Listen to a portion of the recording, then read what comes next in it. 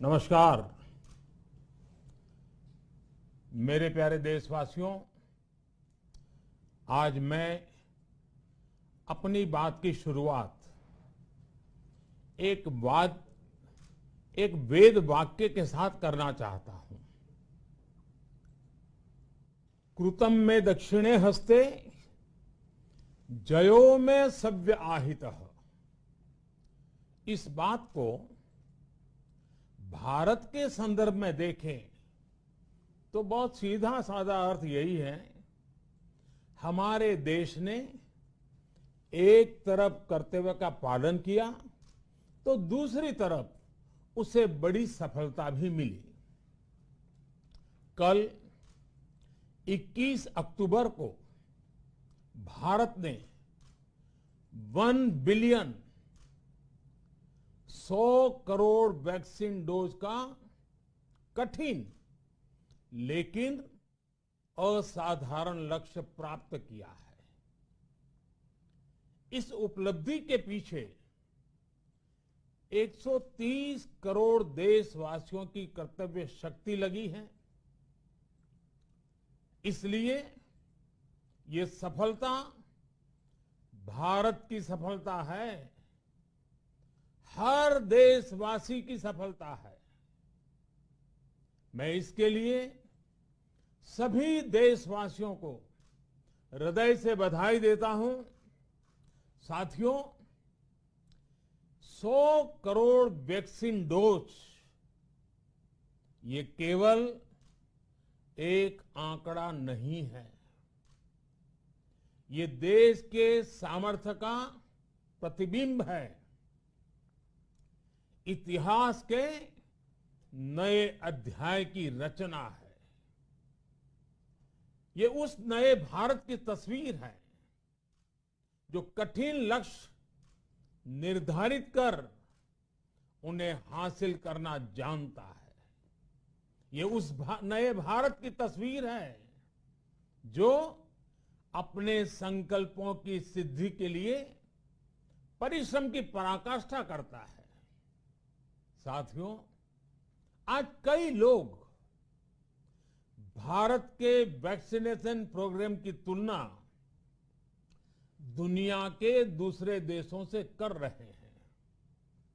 भारत ने जिस तेजी से 100 करोड़ का 1 बिलियन का आंकड़ा पार किया है, उसकी सराहना भी हो रही है। लेकिन इस विश्लेषण में एक बात अक्सर छूट जाती है कि हमने ये शुरुआत कहां से की है।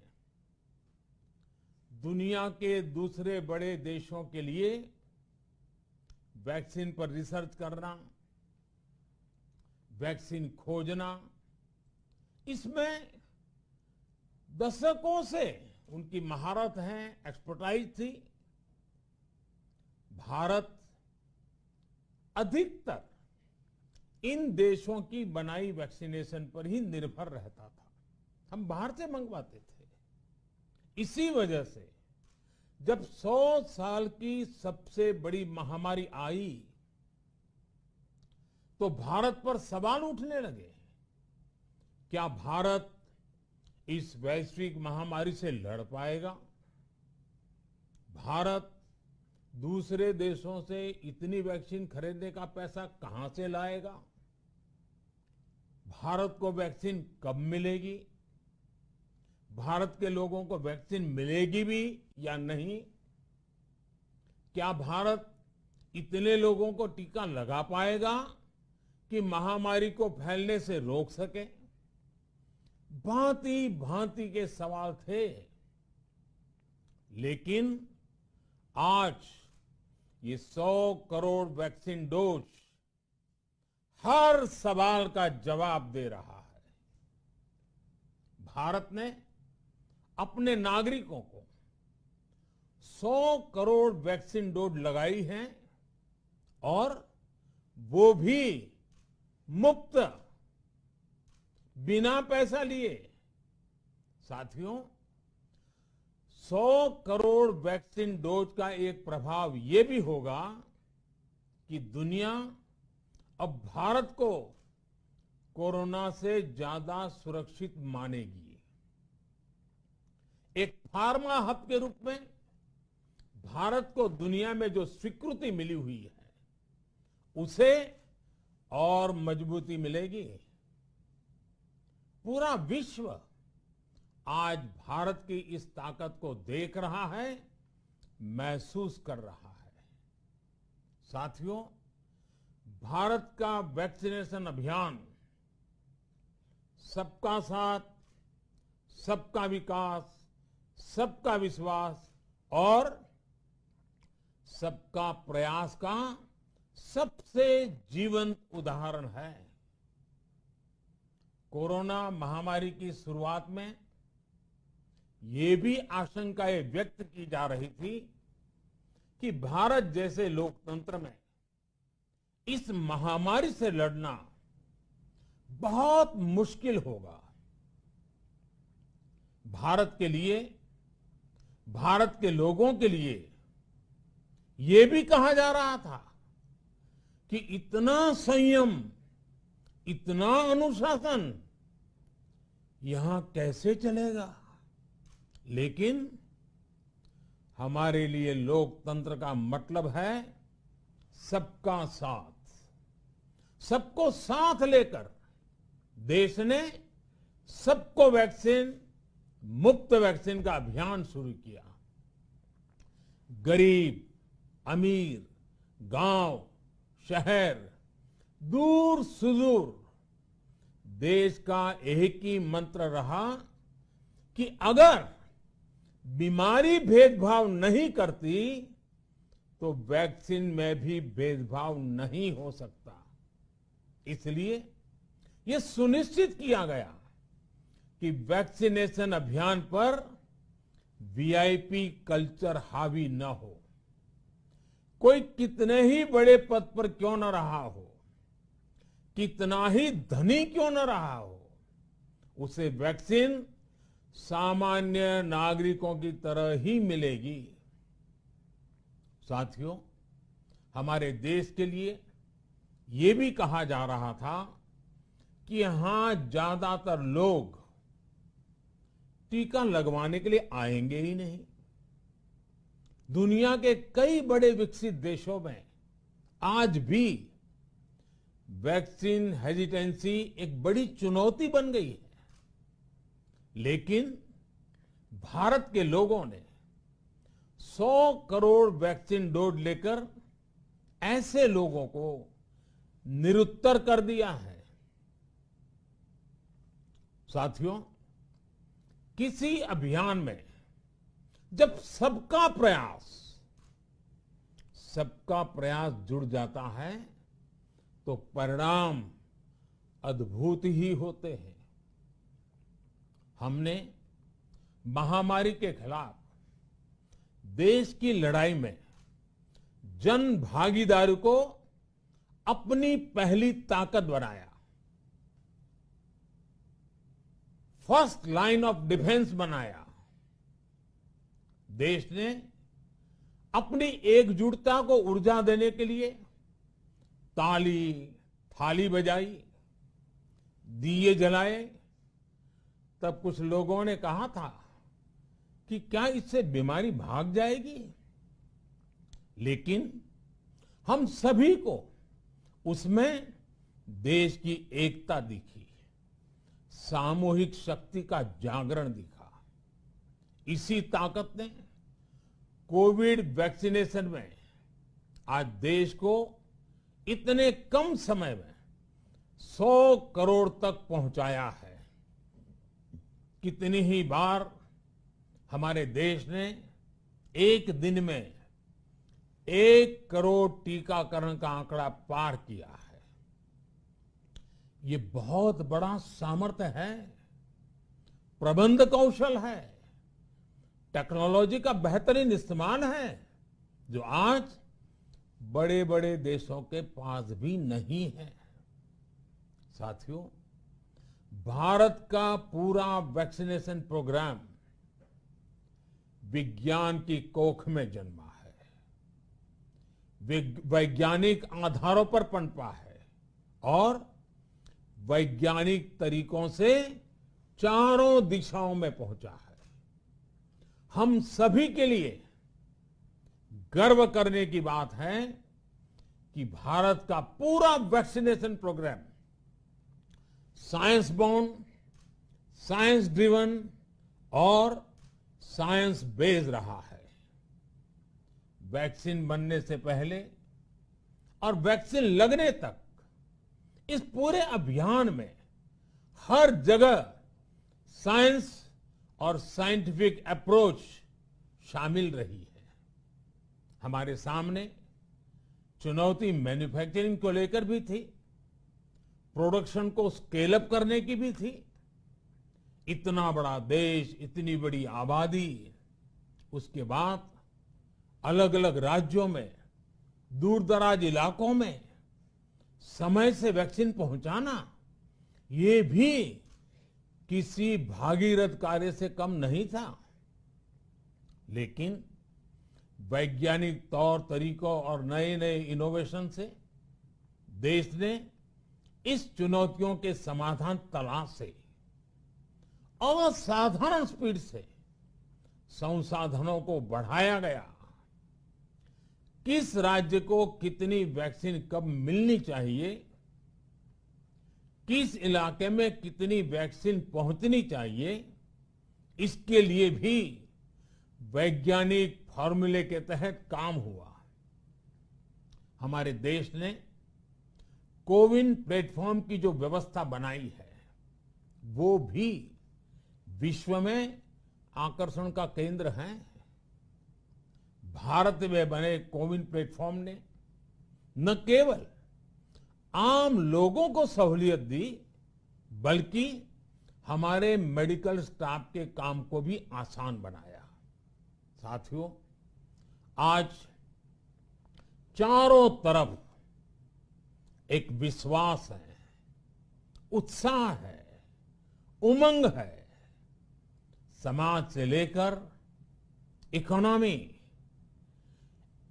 हम हर तबके पर देखें, ऑप्टिमिज्म ऑप्टिमिज्म ऑप्टिमिज्म ही नजर आता है। एक्सपर्ट्स और देश विदेश की अनेक एजेंसीज भारत की अर्थव्यवस्था को लेकर बहुत सकारात्मक है। आज भारतीय कंपनियों में न सिर्फ रिकॉर्ड इन्वेस्टमेंट आ रहा है, बल्कि युवाओं के लिए रोजगार के नए अवसर भी बन रहे हैं। स्टार्टअप्स में रिकॉर्ड इन्वेस्टमेंट के साथ ही रिकॉर्ड स्टार्टअप्स यूनिकॉर्न बन रहे हैं। हाउसिंग सेक्टर में भी नई ऊर्जा दिख रही है। पिछले महीनों में किए गए कई सारे रिफॉर्म्स, कई सारे इनिशिएटिव, गति शक्ति से लेकर नई ड्रोन पॉलिसी तक भारत की अर्थव्यवस्था को और तेजी से आगे बढ़ाने में बड़ी भूमिका निभाएंगे।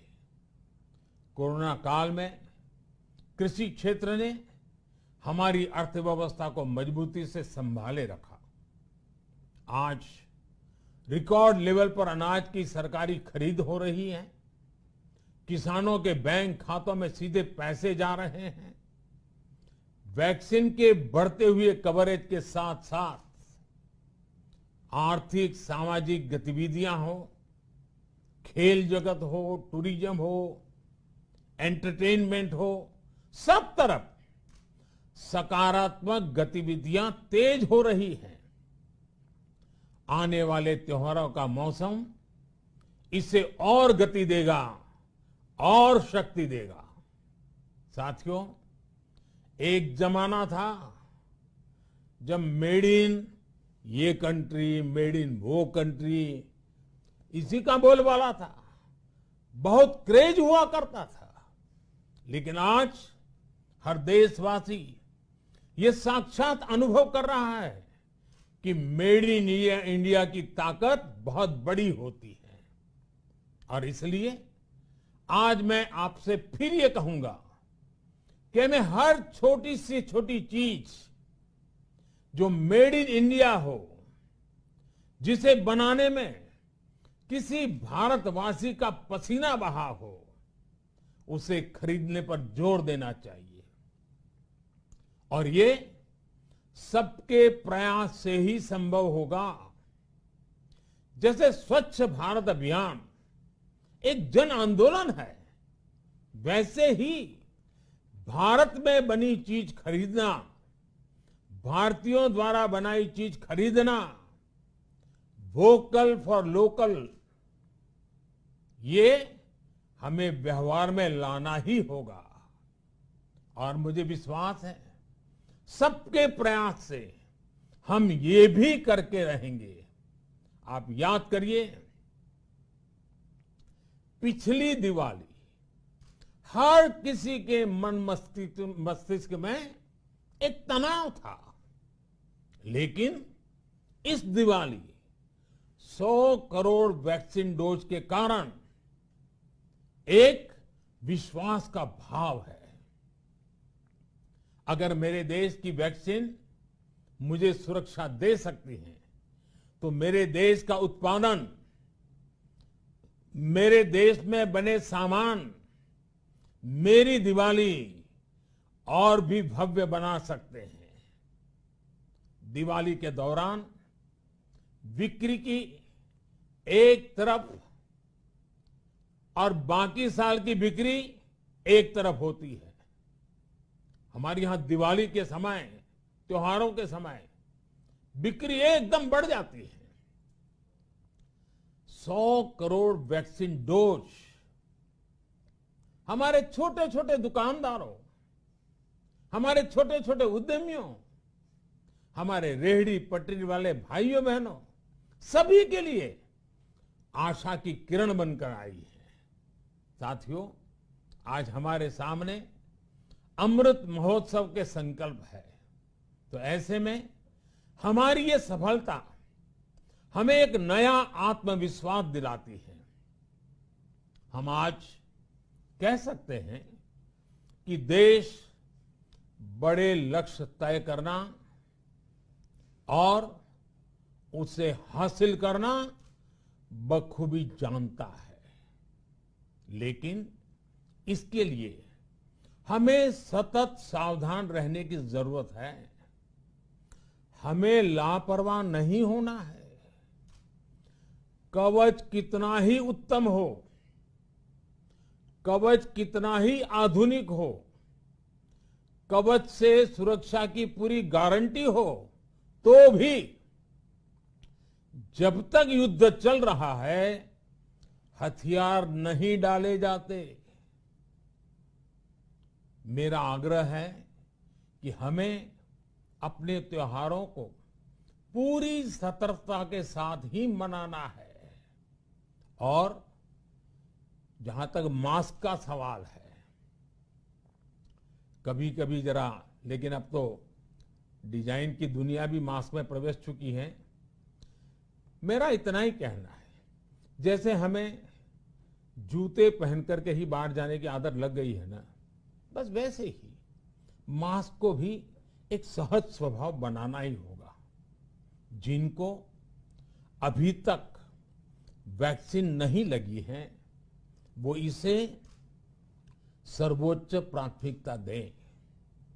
जिन्हें वैक्सीन लग गई है, वो दूसरों को प्रेरित करें। मुझे पूरा भरोसा है कि हम सब मिलकर प्रयास करेंगे तो कोरोना को और जल्द हरा पाएंगे। आप सभी को आने वाले त्योहारों की एक बार फिर बहुत बहुत शुभकामनाएं, बहुत बहुत धन्यवाद।